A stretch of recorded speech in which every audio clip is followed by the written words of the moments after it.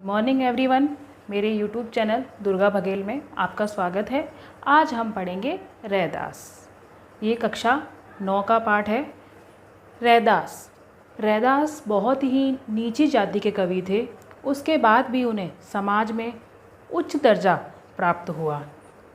रैदास ने जो हमारे समाज में असमानताएं हैं, छुआछूत की भावना है, उनसे अलग हटकर बात की है।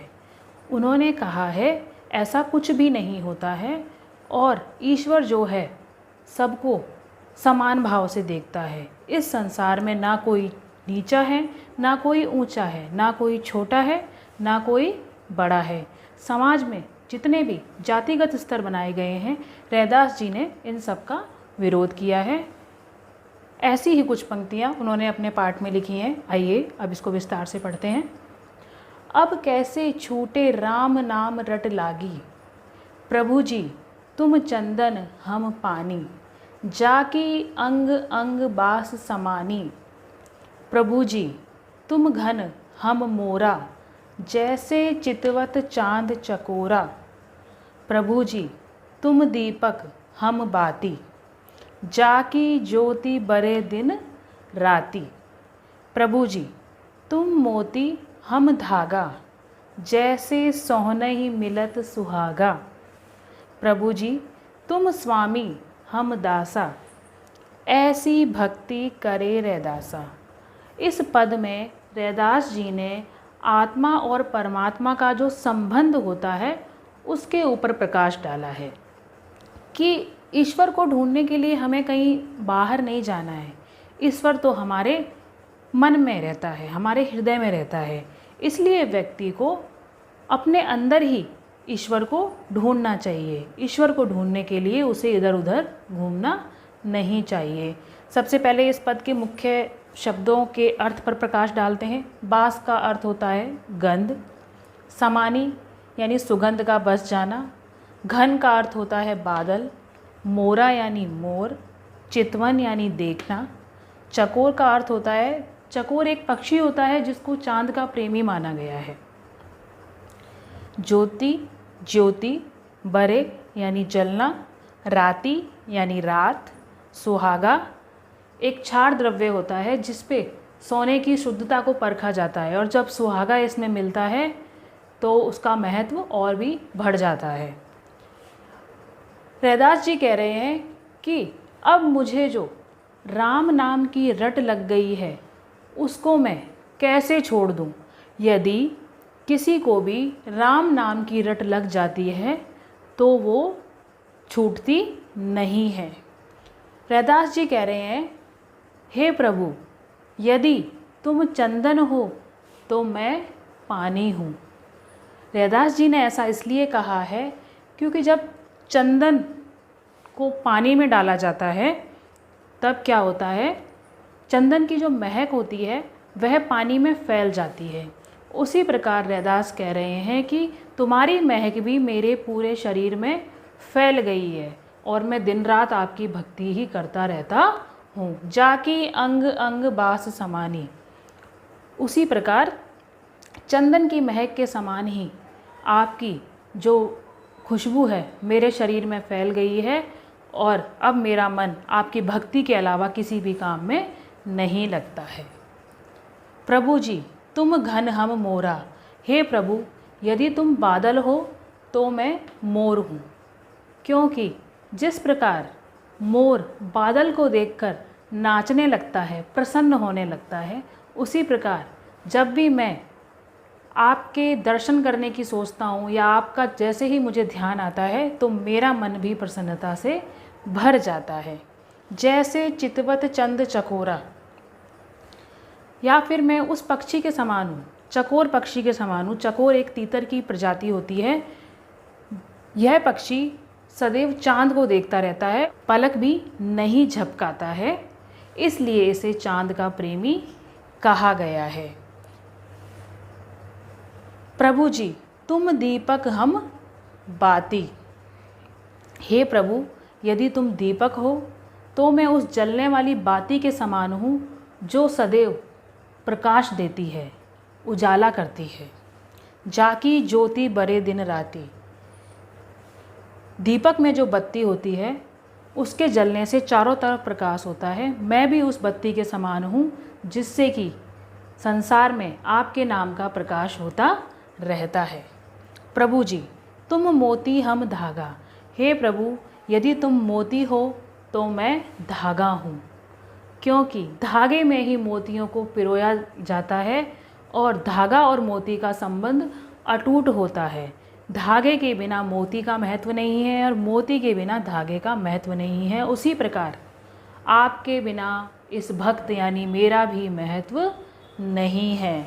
जैसे सोनई मिलत सुहागा, जिस प्रकार सोने में जब सुहागा मिलता है तो वह और भी शुद्ध हो जाता है, मैं भी उसी सुहागे के समान हूँ जो आपके अंदर मिलकर पूर्ण होता हूँ, अर्थात तभी मुझे आपकी प्राप्ति होती है। आपसे मेरा मिलना सोने पर सुहागा माना जाता है। प्रभु जी तुम स्वामी हम दासा। हे प्रभु तुम स्वामी हो तो मैं आपका दास अर्थात नौकर हूँ, जो सदैव आपकी भक्ति में ही रहना चाहता हूँ। ऐसी भक्ति करे रैदासा। रैदास जी कह रहे हैं ऐसी ही भक्ति मैं करना चाहता हूँ जिसके अंदर मुझे आपका सानिध्य प्राप्त होता रहे। आइए आगे पढ़ते हैं रैदास जी का दूसरा पद। प्रस्तुत पद में रैदास जी ने संसार में जो तुच्छ लोग हैं, निम्न स्तर के लोग हैं, उनको भी समाज में ऊंचा दर्जा दिया है, इसके बारे में रैदास जी ने अपने मनोभावों को व्यक्त किया है। रैदास स्वयं को नीचा मानते हैं और ये कहते हैं कि ईश्वर ने ऊंच नीच में भेदभाव ना करते हुए उन्हें भी समाज में उच्च स्थान दिया है, इसलिए वो ईश्वर के प्रति बहुत ही कृतज्ञ हैं। आइए विस्तार से पढ़ते हैं। ऐसी लाल तुझ बिन कौन करे, गरीब निवाजू गुसैया मेरा माथे छत्रु धरे। जाकी छोटी जगत कऊ लागे तापर तू ही ढरे। नीचहु ऊंच करे मेरा गोविंदु काहू ते न डरे। नामदेव कबीर तिलोचनु सदना सैनु तरे। कवि रविदास सुनहु रे संतहु हर जीव ते सभे सरे। आइए इनके मुख्य शब्द के अर्थों पर प्रकाश डालते हैं। लाल का अर्थ होता है स्वामी, कौन का अर्थ होता है कौन, गरीब निवाजू यानी दीन दुखियों पर दया करने वाला अर्थात ईश्वर। गुसैया, गुसैया का अर्थ होता है स्वामी, ये भी ईश्वर के लिए ही प्रयुक्त हुआ है। छत्रुधरे, छत्रुधरे यानी मुकुट धारण करना अर्थात समाज में उच्च स्थान देना। छोटी, छोटी का अर्थ होता है छुआछूत। जगत कऊ लागे यानी इस संसार के लोगों को लगती है, जो छुआछूत की भावना है इस संसार के लोगों में व्याप्त है।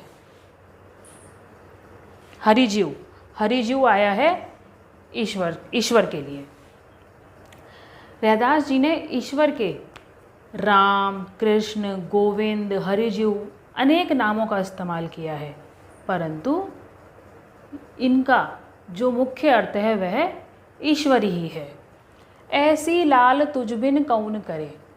रैदास जी कह रहे हैं हे स्वामी तुम्हारे अलावा ऐसी कृपा मुझ पर कौन कर सकता है। ऐसा तो इस संसार में कोई है ही नहीं जो तुमसे ज़्यादा कृपा मुझ पर करे। गरीब निवाजू गुसैया मेरा माथे छत्रु धरे।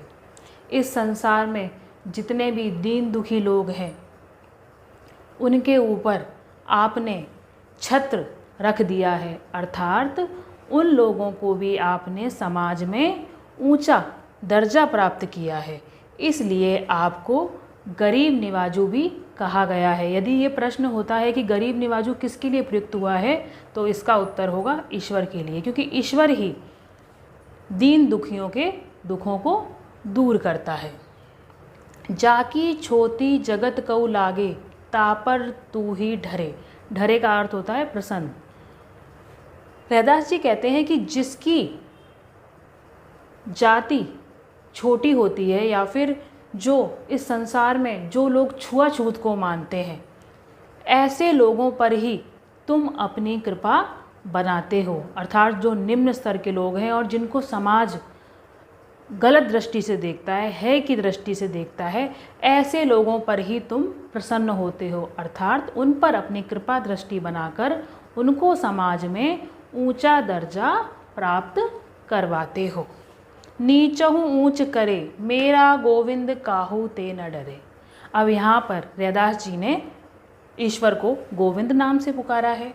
रैदास जी कहते हैं कि जो नीची जाति को भी ऊंचा स्थान प्राप्त करवाता है, नीच को भी ऊंचा कर देता है, अर्थात उसको भी समाज में सम्मान प्राप्त करवाता है, ऐसा गोविंद यानी ऐसा मेरा ईश्वर है जो किसी से भी नहीं डरता है। अर्थात सभी गरीबों को, सभी निम्न स्तर के लोगों को वो समान दृष्टि से देखता है। आगे रैदास जी ने बताया है कि नामदेव जो कि एक वैष्णव आचार्य थे, कबीर जो जुलाहे जाति के थे, त्रिलोचनु ये भी संत थे, सदना, सैनु ये सभी संत थे और इन सब की जो जाति थी वह निम्न स्तर की थी, जिनको समाज है दृष्टि से देखता है। तरे ईश्वर ने इनका भी उद्धार किया, अर्थात उनको भी समाज में उच्च स्थान दिलवाया, तो लोग इनको आज भी इनके नाम से जानते हैं। यहाँ पर रैदास जी यह कहना चाहते हैं कि ईश्वर जो कृपा दृष्टि करते हैं वह उनकी जाति से नहीं करते हैं, उनके कर्मों से करते हैं। मनुष्य के कर्म कैसे हैं उसके हिसाब से ईश्वर उन्हें फल देते हैं।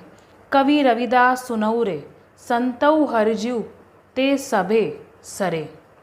आगे रैदास जी कहते हैं, हे लोगों, आप सब लोग मेरी बात ध्यान से सुनो।